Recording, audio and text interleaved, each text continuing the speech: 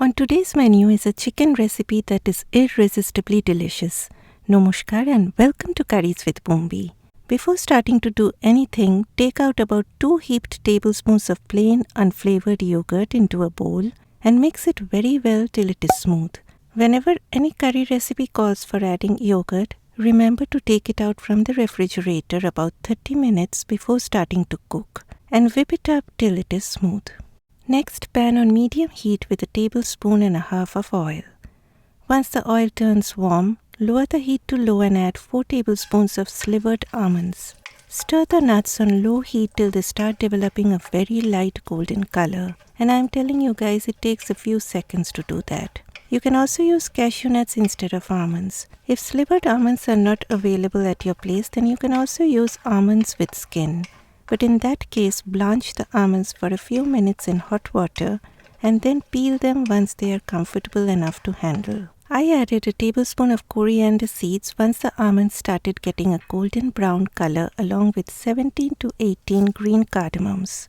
Fry for a few seconds and then take out the almonds and coriander from the pan. And guys, please do not choose such a tiny bowl like I did, as some coriander seeds choose to fly out of the bowl when coming out of the pan. I still have some oil left in that pan and that's good enough to fry the onions. Fry the onions on medium-high heat. You do not need to brown them up too much as that will ruin the color of the dish. Stir them continuously so that they get evenly fried. Once the onions look soft and wilted, add about a heaped tablespoon of finely chopped ginger. Fry for a minute and then again take them out into a bowl. And this time I chose a bigger bowl. Okay, allow them to cool down before blending. So back to the pan. 2 more tablespoons of oil go in. Heat the oil on high heat and then add the chicken. Spread them out like this so that they get that maximum heat from the pan. Today for a change I am using boneless skinless chicken thighs because that's what I have left. But you can definitely use chicken on bones. But guys, please try your best not to use chicken breast. Curries take a longer time to cook.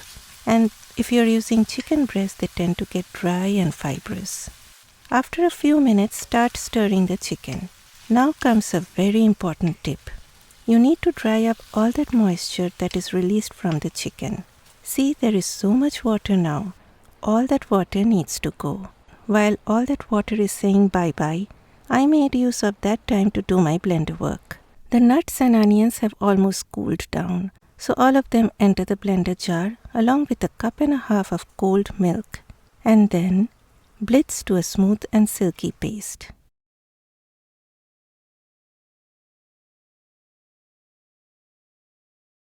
Okay, back to the pan. As you can see, all the water that was released from the chicken has now dried up.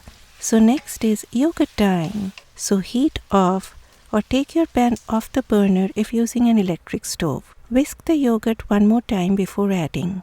After adding the yogurt, immediately without delay, start stirring so that the yogurt gets well mixed with the chicken. And once that's done, switch your stove back on to medium heat and do not let go of stirring.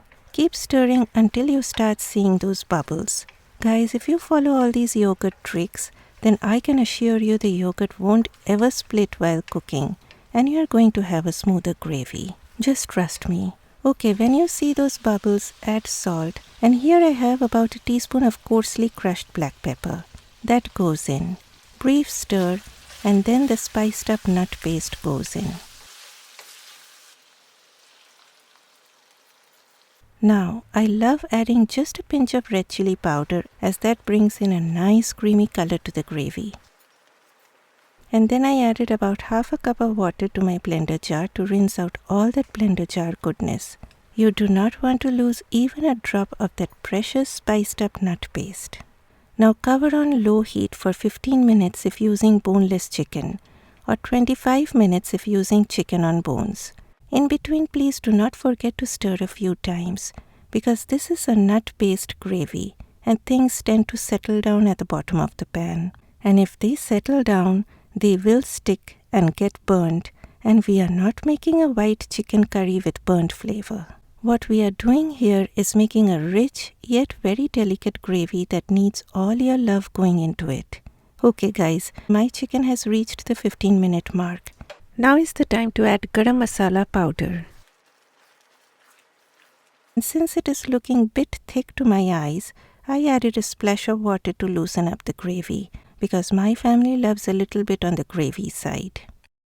Next comes more of flavor. Just half a teaspoon of dried fenugreek leaves, that is kasuri methi, which I always crush before adding to release their flavor, and about 1/4 of a teaspoon of ground nutmeg.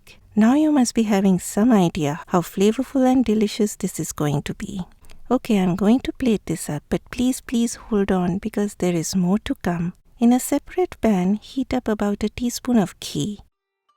The ghee should be hot, but it should not be smoking. Then I like adding a dry red chili. I am using the seeds as well, but you can also remove the seeds before adding, and you won't even imagine that smoky, beautiful flavor that comes from that dry chili. You can also use chili flakes. Then this is black cumin seeds, that is Shahi jeera. It is optional and you can also use regular cumin seeds instead. Now pour this aromatic goodness onto your chicken and this completes that circle of deliciousness. You can have this with naan or vegetable biryani or even plain rice and you're going to love it. Please smash that like button for me and help this video to reach out to everybody. Bye bye.